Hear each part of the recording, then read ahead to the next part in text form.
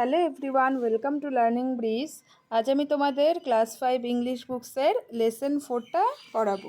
আমি টেক্সটটা পড়িয়ে দিয়েছি, এবার আমি 48 নাম্বার পেজ থেকে তোমাদের শুরু করব। তো যারা যারা নতুন দেখছো প্লিজ চ্যানেলটাকে সাবস্ক্রাইব করে দিয়ে পাশে থাকা বেল আইকনে প্রেস করে দিও। আমি এই চ্যানেলে তোমাদের বিভিন্ন ক্লাসের ভিডিওগুলো দিতে থাকবো। আর যারা পুরনো দেখছো প্লিজ ভিডিওটাকে লাইক করে দিও আর বন্ধুদের মধ্যে শেয়ারও করে দিও। প্রথমেই দেখো কি আছে, ওয়ার্ডরোব আছে, এর আগের পেজ অবধি আমি করিয়ে দিয়েছি। গ্লিমস অর্থাৎ এক ঝলক যেটাকে বলে, এ কুইক লুক মানে এক ঝলক তাকানোকে বলে গ্লিমস। তারপর বিটস কি দেখো, small pieces of glass or stone মানে কোনো পাথর বা কাচের যে ছোট্ট পিস, ছোট টুকরো, that are join in a string to make a necklace, যেটাকে জয়েন করে করে কি নেকলেস তৈরি করা হয়, গলায় হার পরে না, সেটাই হলো বিটস। এরপর এম্পেরর অর্থাৎ রাজা যিনি, the ruler of an empire, কোনো রাজ্যের যে রাজা তাকে বলে এম্পেরর। কোর্ট মানে তো তোমরা জানো সকলেই, যেমন হাইকোর্ট সেরকম। The place from where a king governs and passes judgement, মানে কোর্ট অর্থাৎ আগে তো হাইকোর্ট, সুপ্রিম কোর্ট এগুলো ছিল না, আগে কি ছিল, রাজ্যের আইনসভা, মানে রাজার যে সভা আইনি পদক্ষেপ যেখানে নিত সেটা তখন রাজার কোর্ট ছিল, ঠিক আছে। তারপর মর্ন অর্থাৎ কি, শো স্যাডনেস মানে কোনো দুঃখিত যে দেখানো, দুঃখের যে আওয়াজ, সেটাই মর্ন। বিলাভড মানে কি, যে কেউ কারোর প্রেমিকা, সেটাই হলো beloved. A person who is dearly loved মানে ধরো আমি কাউকে ভালোবাসি, সে হলো আমার বিলাভড। গ্রেভ মানে hole, usually rectangular, dug to bury a dead body. Grave মানে হলো সমাধি, এক কথায় বাংলায় যেটাকে বলে। হোল অর্থাৎ গর্ত, ইউজুয়ালি রেক্ট্যাঙ্গুলার ডাক একটা ত্রিকোণাকার গর্ত যেখানে ডেড বডিকে বারি করা হয়, ঠিক আছে। ব্যারি মানে কি, সমাধি দেওয়া হয়, সেটাই হলো গ্রেভ। আর ম্যাগনিফিকেন্ট অর্থাৎ খুবই মুগ্ধকর কোনো জিনিস, ওয়ান্ডারফুল খুবই মুগ্ধকর কোনো জিনিস, সেটাই হলো ম্যাগনিফিকেন্ট। তাহলে ওয়ার্ডরোবে তোমাদের আশা করি কোনো সমস্যা নেই, আমি ওয়ার্ডরোবটা একদম বুঝিয়ে দিয়েছি তোমাদেরকে ইন ডিটেলসে। এরপরে নিচে চলে এসো, লেটস ডু, এরপর আছে দেখো activity 1, let's complete the sentence with information from the text থেকে ইনফরমেশান নিয়ে কমপ্লিট করতে হবে বাক্যগুলোকে। এটা তোমরা অবশ্যই নিজেরা করার চেষ্টা করবে, হ্যাঁ। তারপর যখন না পারবে তখন তোমরা দেখে নিও। Tarun's grandfather new A lot about the Taj Mahal, তরুণের ঠাকুরদাদা অনেক কিছু জানতো তাজমহল সম্পর্কে। বিকজ কারণ, সে ছিলেন কি ছিলেন, এ রিটায়ার্ড টিচার, একজন অবসরপ্রাপ্ত শিক্ষক। Akbar the great was the grandfather of, বলছে আকবর ছিলেন ঠাকুরদাদা কার, শাহজাহানের। তাহলে লিখতে হবে Akbar the great was the grandfather of Shahjahan. Khurram first saw Arjumand Banu Begum, Khurram প্রথম দেখেছিল অর্জুমন্দ বানু বেগমকে কোথায়, মিনা বাজারে, তাহলে এটা হবে at Mina Bazaar. Prince Khurram was later known as, prince রাজকুমার খুররাম পরবর্তীতে পরিচিত হয় শাহজাহান নামে। Mumtaz Mahal means the brightest crown of the world, এটা হবে মমতাজ মহলের অর্থাৎ হলো কি, সব থেকে পৃথিবীর উজ্জ্বলতম যে মুকুট বা চূড়া, সেটাই হলো Mumtaz Mahal. Shahjahan built the Taj Mahal in memory of Mumtaz Mahal, Shahjahan তৈরি করেছিল তাজমহল মমতাজের মেমোরিতে। Taj Mahal is one of the 7 wonders of the world, Taj Mahal হলো বিশ্বের যে 7ম আশ্চর্য আছে, 7টি আশ্চর্য আছে তার মধ্যে একটি। তাজমহল ইজ ওয়ান, তাজমহল হয় একটি, of the 7 wonders of the world, বিশ্বের 7টি আশ্চর্যের মধ্যে। চলে আসো অ্যাক্টিভিটি 2তে, রিঅ্যারেঞ্জ করতে হবে, ঠিক আছে। কয়েকটা জাম্বেল করে কয়েকটা শব্দ দেওয়া আছে, সেটাকে রিঅ্যারেঞ্জ করতে হবে। সঙ্গে কিছু হিন্টসও দিয়ে দিয়েছে। A building in which there is a grave, বলছে কি একটি প্রাসাদ যার নিচে যেখানে কি হয়, থাকে গ্রেভ অর্থাৎ সমাধি, তাহলে এটা কী হবে, মাউসোলিয়াম কী ছিল, সমাধির যে প্রাসাদ সেটাকে মাউসোলিয়াম বলে। তারপরটার হিন্ট দিয়ে দিয়েছে দেখি, এ ম্যান ফ্রম পার্সিয়া থেকে একটি মানুষ, পার্সিয়ার মানুষদের পার্সিয়ান বলে, তাই এটা হয়ে যাবে পার্সিয়ান। তারপরটা এ ভ্যালুয়েবল স্টোনকে আমরা কি বলি, জুয়েলারি, যেটা জুয়েল। তারপরটা a look only for a moment, সেই যেটা বললাম এক ঝলক যে তাকানো, এক ঝলকের তাকানো, সেটা কি হয়ে যাবে গ্লিমস। এগুলো কিন্তু খুবই সহজ। এরপর দেখো let's learn look at the following sentence from the text. He only knows that it is a beautiful monument situated in Agra. He only knows that, সে শুধুমাত্র জানতো যে এটা হয় খুবই সুন্দর একটি মনুমেন্ট অর্থাৎ সৌধ, সিচুয়েটেড ইন আগ্রা, যেটা কোথায় অবস্থিত, আগ্রাতে। তরুণ প্রমিসড নট টু বি নটি, তরুণ কথা দিয়েছে সে কি দুষ্টুমি করবে না বা দুষ্টু হবে না। The red color words in the above sentence are describing words or adjective. এই যে এখানে দেখো বলেছে রেড কালারের যে ওয়ার্ডগুলো, বিউটিফুল মনুমেন্ট। আচ্ছা মনুমেন্ট সম্পর্কে তো বলছে, কিন্তু মনুমেন্টে কি বলছে, বিউটিফুল, মানে মনুমেন্টটাকে ডেসক্রাইব করছি, মনুমেন্টটাকে আমি বর্ণনা করছি। কি দিয়ে বর্ণনা করছি, সুন্দর, হ্যাঁ সুন্দর দিয়ে বর্ণনা করছি, এটাকে বলে ডেসক্রাইবিং ওয়ার্ড।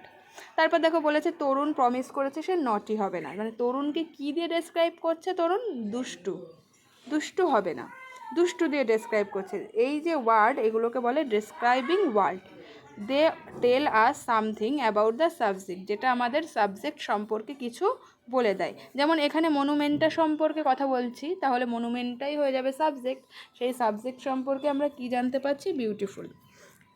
তাহলে ডেসক্রাইবিং ওয়ার্ড যেটা, সেটা সাবজেক্ট সম্পর্কে আমাদের কিছু জানিয়ে দেয়। In the first sentence the word beautiful tells us something about the monument, and in the second sentence the word naughty tells us something about তরুণ।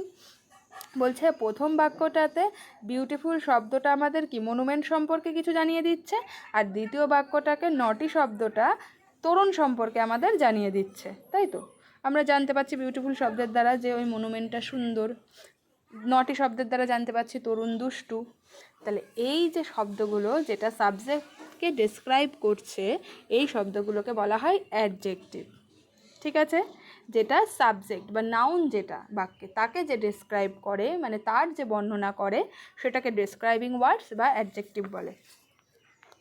তাহলে তোমরা ডেসক্রাইবিং ওয়ার্ডটা বুঝে গেলে, কোনগুলো ডেসক্রাইবিং ওয়ার্ড আরও ইন ডিটেলসে আছে পরে বুঝতে পারবে। অ্যাক্টিভিটি 3 আমি আরও উইংসে করিয়েছি, সেগুলো দেখলে আরও বুঝতে পারবে।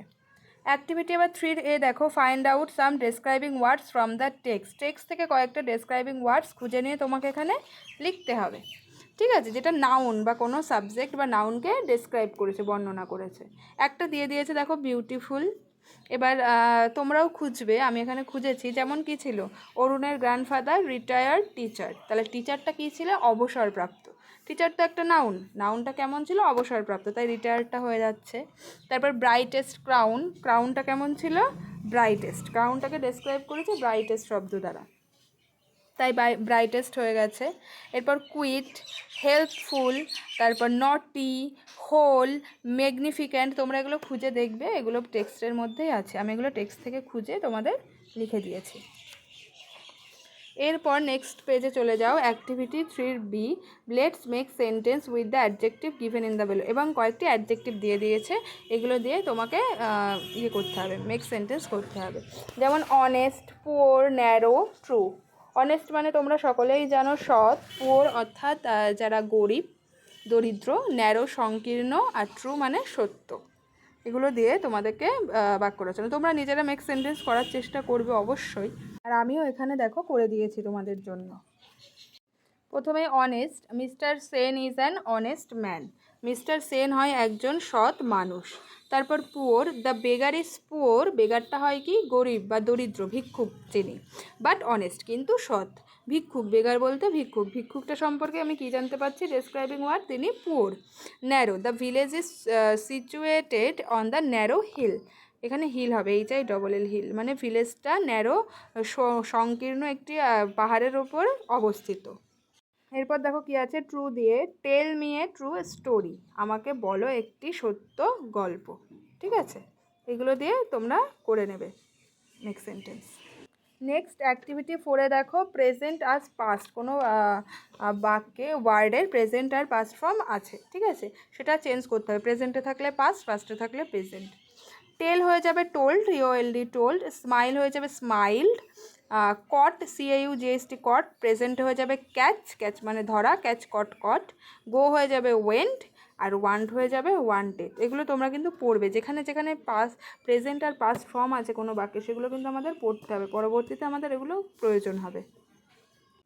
এরপর দেখো, let's look at the following sentence from the text. এবং নিচে টেক্সট থেকে নেওয়া কয়েকটি সেন্টেন্স দিয়েছে। Tarun studies in class 5। Tarun class 5-এ পড়ে। Tarun studies in class 5। His grandfather began to tell him the story of the Taj Mahal. তার ঠাকুরদাদা তাকে বলতে শুরু করলো গল্প তাজমহলের। The words in colour are called preposition. এই কালার করা যে শব্দগুলো, এগুলোকে কি বলে? Preposition. A preposition is a word used before a noun or a pronoun to indicate place, position, time or method. Let's see some example. এবার দেখো কি বলছে। এই যে কালার করা শব্দগুলি ইন আর অফ, এগুলোকে বলে preposition. A preposition is a word. Preposition হয় একটি শব্দ যেটাকে ব্যবহার করা হয় নাউন বা প্রোনাউনের, noun or a pronoun to indicate place, noun এবং প্রোনাউনের অবস্থান, ঠিক আছে, তাদের পজিশন, সময়, এইগুলো বোঝাতে প্রিপোজিশন আমরা ব্যবহার করি। তাহলে কি জানলাম? নাউন বা প্রোনাউনের অবস্থান, তাদের সময়, পজিশন, এগুলো বোঝাতে আমরা কি ব্যবহার করি? প্রিপোজিশন ব্যবহার করি। তাহলে চলে এসো পরের পেজের এক্সামগুলো আমরা একটু দেখে নিই। The book is in the bag. বইটি হয় ব্যাগের মধ্যে। The book is on the table. বইটি হয় টেবিলের ওপরে। The book is under the table. বইটি হয় টেবিলের নিচে। আন্ডার মানে নিচে। The book is for you. বইটি হয় তোমার জন্য। She gave a book to her teacher. সে দিল একটি বই তার টিচারকে।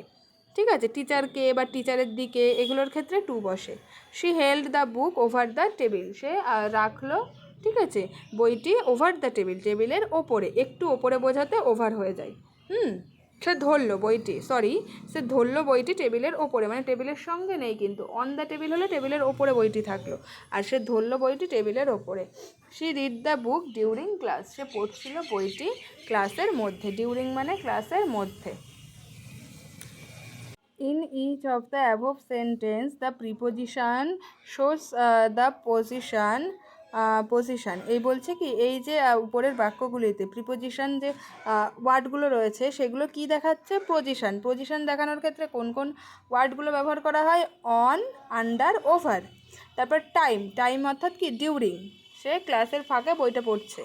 মেথড, মেথড মানে ফর আর টু। আর প্লেস অর্থাৎ ইন। ঠিক আছে, জায়গা বোঝাতে ইন। পজিশন, অবস্থান বোঝাতে অন, আন্ডার আর ওভার।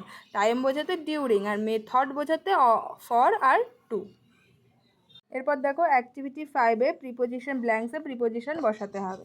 তাহলে প্রথমটা কী হবে? My uncle visited us on the 5th of April। কোনো মাসের তারিখের আগে সবসময় অন হয়। তাহলে মাই uncle visited us on 5th of April। Ram went to play football. Ram football খেলতে গেল ড্যাশ দ্য টিফিন ব্রেক। তাহলে টিফিন ব্রেকের মধ্যে, এখানে টাইম বোঝাচ্ছে, তাই হবে ডিউরিং। মিস্টার ব্রাউন লিভস, কোনো জায়গার ক্ষেত্রে ইন বসে, তাহলে এখানে হয়ে যাবে in England. The tail of A monkey is long. বানরের যে লেজ খুবই বড়। বানর এর বোঝালে সবসময় অফ হয়। The cat is sleeping under the table. বিড়ালটা ঘুমোচ্ছে টেবিলের নিচে। Mister Das ব্রট sweets for the children. Mister Das মিষ্টি নিয়ে এসছে কাদের জন্য? শিশুদের জন্য। Rahul came to my house this morning.